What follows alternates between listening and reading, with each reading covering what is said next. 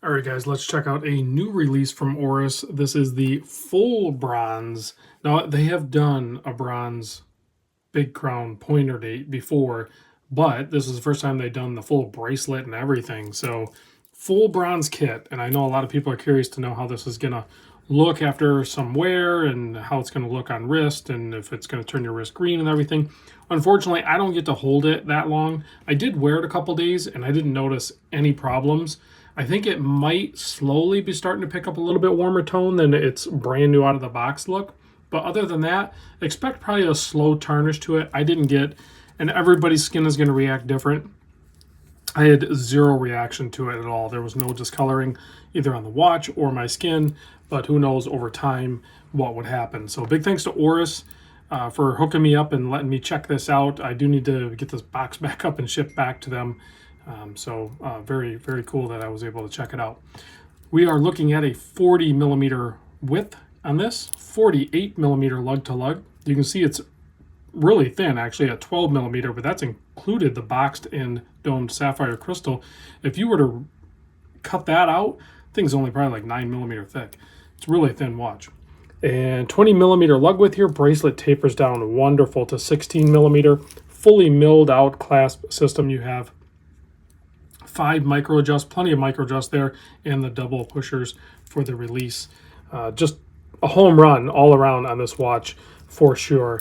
Oddly enough, I have some buddies that have the full stainless steel model, and I felt like it was too much stainless steel. I prefer the regular pointer dates on like a leather strap or something.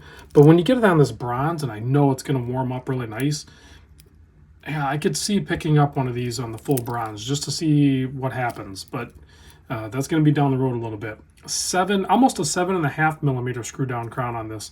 It still only has 50 meter water resist, but it is nice to have that security of that screw down crown. You know, it's not going to like pop out because it is a large crown. So the one thing you don't think about, and I ran into this with a previous watch that I had before, is just like taking your hand in and out of your pocket or something like that. The crown can snag from the edge of the case and pop out, and then it'll stop the time or adjust something, and you don't realize it's doing it. So it's nice that it's nice and secure on this one. It's a very good design. Sized up for my wrist, it weighs in at 130 gram. So a nice little weight to it as well. The price tag on this is $2,600. So it's getting up there, but I think, a lot of that is the construction of this bracelet, the whole package and everything. It's still on the affordable luxury end of things, and I think you have an iconic piece here.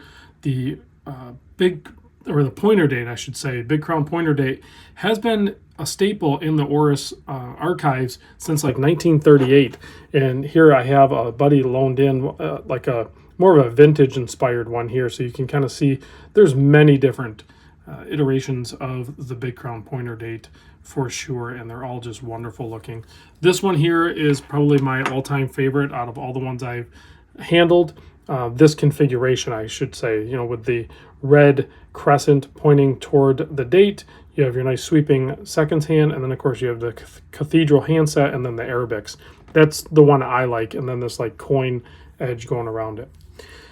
The movement inside is a modified. I like that they're not hiding anything, right? They call it the movement the Oris 754, but then they say it's a base Sellita SW200 movement. They've modified to have the date selector controlled by the center post. There's a little bit of work they have to do to this. This isn't a stock movement that anybody provides. They have to alter that, so it's really cool. The lume on this is going to be a combination of C1 and C3. Let's zoom in and check out this watch at a little bit closer detail. There's a few different color dials you can choose from.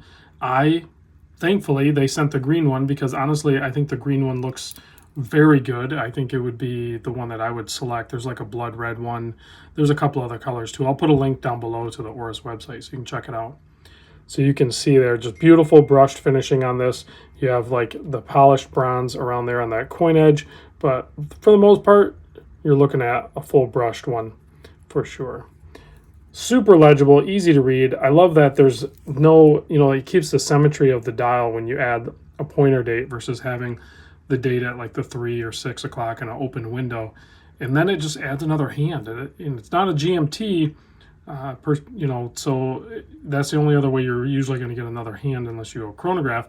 So it's kind of just a fun way to do the date. Excuse me, and I like it. Here's a look at the Caseback. You can see the classic red Oris rotor added on there, and then you can see the movement. And then it has a stainless steel screw down Caseback, so that's going to keep the bronze isolated from your wrist a little bit on the watch, but you're still going to get a little bit on the sides here with your oil and stuff like that, and then really on the back side of the bracelet, because they didn't protect that. As far as I can tell, it looks like it's standard. So maybe that will tarnish quicker and then almost add or act like a sealant. I'm not sure if anybody knows the properties of bronze and how it reacts to different things, and if it will seal almost, like how a layer of rust on metal kind of acts as like a sealant. Maybe it'll do that on this one as well, because it's, like I said, a direct contact with your skin. And there it is on my 7¼ inch wrist, probably a little bit less than that, closer to 7⅛ inch.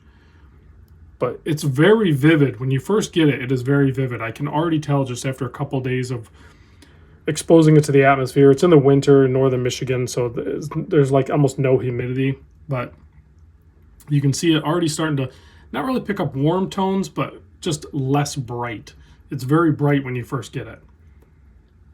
All right, let's kill the lights and check the lume on this, and then we are out of here.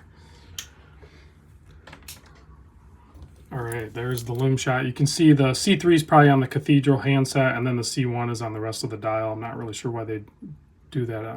I would like to just see C3 on all of it, get a little bit brighter lume. But regardless, thanks for watching, guys. Big thanks to Oris for helping me out with getting this to me to share with you guys. I'll see you on the next vid.